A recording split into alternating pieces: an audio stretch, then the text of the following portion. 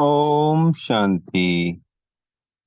आज 16 जून 2024 के महावाक्यों के मनन चिंतन में प्यारे मीठे बाप दादा ने कहा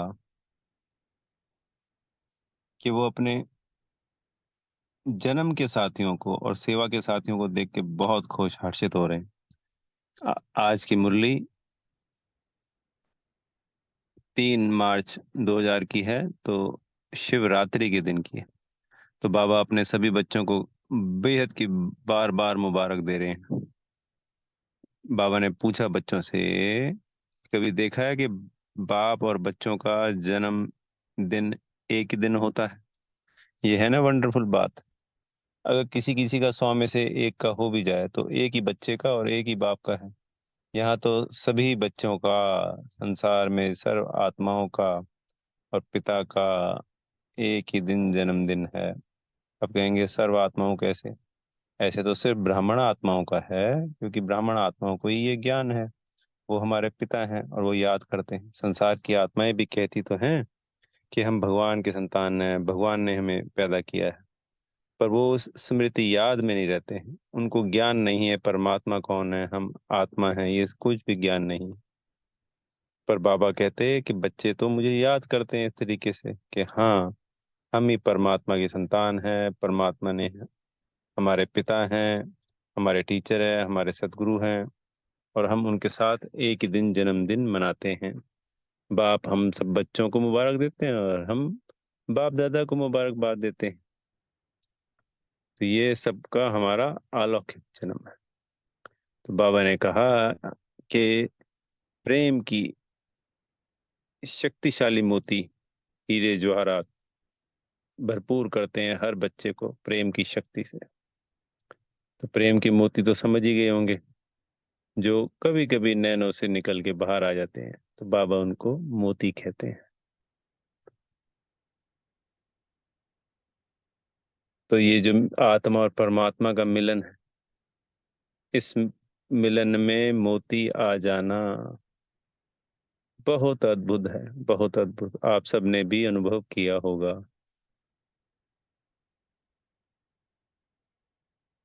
प्रेम की मोती होने चाहिए, दुख के नहीं। हमेशा याद रखना, बाबा ने बिल्कुल साफ साफ ना कही।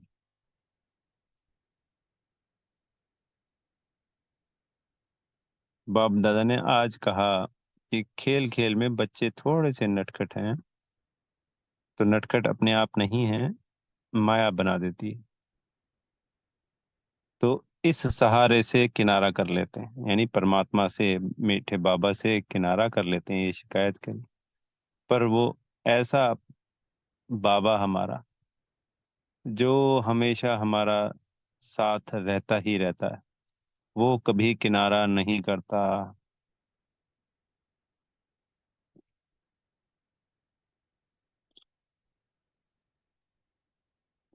बाबा ने आज कंपेनियन और कंपनी की बात करी, क्योंकि डबल फॉरेनर से भी पूछा और भारतीयों से भी पूछा, मतलब भारत वाले बच्चों से, कि सबको किसकी आवश्यकता होती है, कंपेनियन और कंपनी की।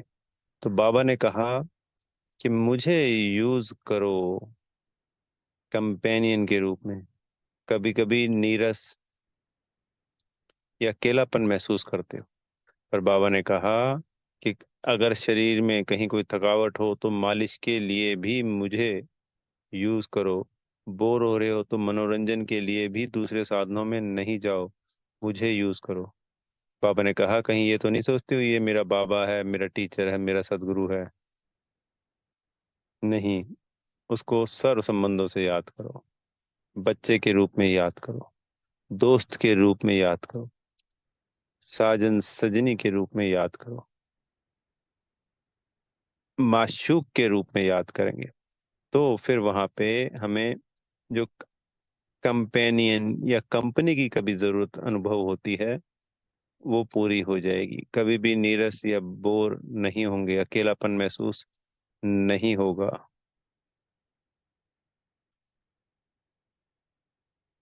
और दोस्त के साथ तो फिर सब मस्करी होती है, सब बात होती है। तो दोस्त के रूप में भी बाबा को हर समन से याद करना। फिर बाबा ने आज गिफ्ट मांगी। तो एक तो बोला अपनी मर्जी से सबने गिफ्ट भेजी, बहुत बहुत धन्यवाद किया। पर बाबा मांग रहे थे कि बच्चे, क्रोध, इस क्रोध को मुझे दे दो।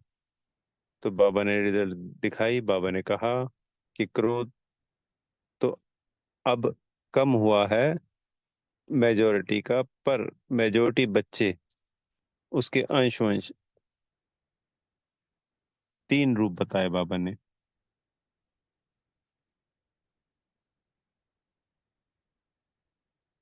सबसे पहला रूप बताया आज बाबा ने क्रोध के रूप में,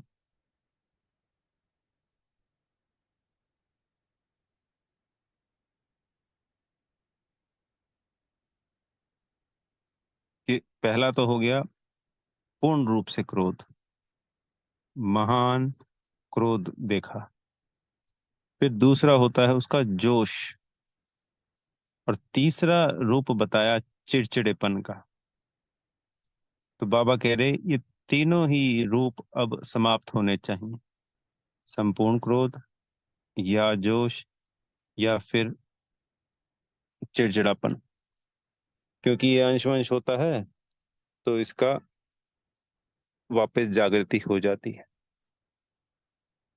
इसके लिए बाबा ने आज हमें वरदान दिया कि बच्चे, जब भी क्रोध की या ऐसी कोई सिचुएशन आए कि जिसमें कहीं हमें महसूस हो, तो बाबा को मीठा बाबा, सिर्फ बाबा नहीं, मीठे बाबा शब्द से याद करना है। तो वो क्रोध, वो चिड़चिड़ापन, वो जोश समाप्त हो जाएगा सदा सदा के लिए। बाबा ने बच्चों से हाथ उठवाया कि 1 महीना, 3 महीना, 6 महीना, कितने दिन में इस क्रोध पर विजय पालोगे, संपूर्ण रीति, उसका अंश वंश भी ना रहे। तो हम सबको बाबा से प्रॉमिस करना है, क्योंकि जैसे काम महाशत्रु पे विजय प्राप्त करी, ऐसे ही क्रोध भी महाशत्रु गाया हुआ है। पहला है काम महाशत्रु, इस पे तो मेजोरिटी बच्चे पास हैं, पर क्रोध महाशत्रु पे भी सभी को फुल पास होना है। तो एक मूल मंत्र जो हम सबको मिला है, मीठा बाबा, इसको सदा सदा याद रखना है। जब भी ऐसी कोई सिचुएशन आए, स्थिति आए, परिस्थिति आए, मीठा बाबा।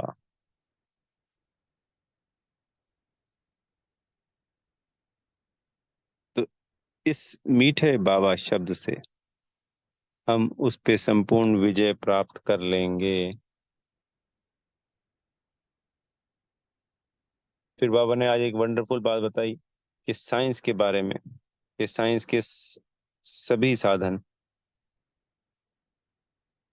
ब्राह्मण बच्चों के लिए है। जब से संगम युग स्टार्ट हुआ, साइंस की सभी इन्वेंशन उसके बाद की ही है। अगर कोई इन्वेंशन उसके पहले की भी है, अगर आप गौर करेंगे 1936 से पहले की, तो उनके अंदर जो प्रोग्रेस हुई, रिफाइननेस आई। जैसे कोई जब बनती है तो वो बहुत बड़े, जैसे कंप्यूटर बना, पूरा कमरे जितना एक कंप्यूटर होता था, और आज क्या हो गया, आज हाथ में लैपटॉप हो गया ना जी, छोटा। तो उसके अंदर जो इम्प्रूवमेंट हुई वो 1936 के बाद ही हुई।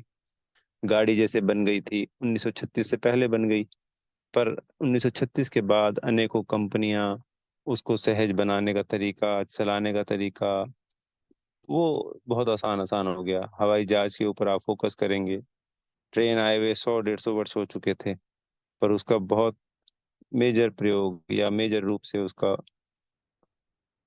पूरे विश्व में फैलना, तो इस तरीके से सभी कार्य, परमाणु बम का बनना वो भी 1936 के बाद ही बना। विनाश का जो कहते हैं ना, स्थापना और विनाश के दोनों कार्य साथ साथ चलते हैं।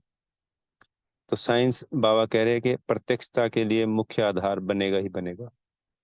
तो आज मीडिया के थ्रू हमारी बातें पूरे विश्व के हर एक आत्मा तक पहुंच रही हैं, पर अंत समय तक जो बेहद की प्रत्येक आत्मा तक मेरा बाबा आ गया।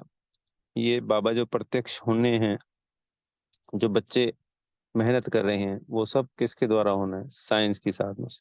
तो बाबा ने आज साइंटिस्टों को भी मुबारकबाद दी और बच्चों को भी मुबारकबाद दी। पर आज की मुख्य मुरली में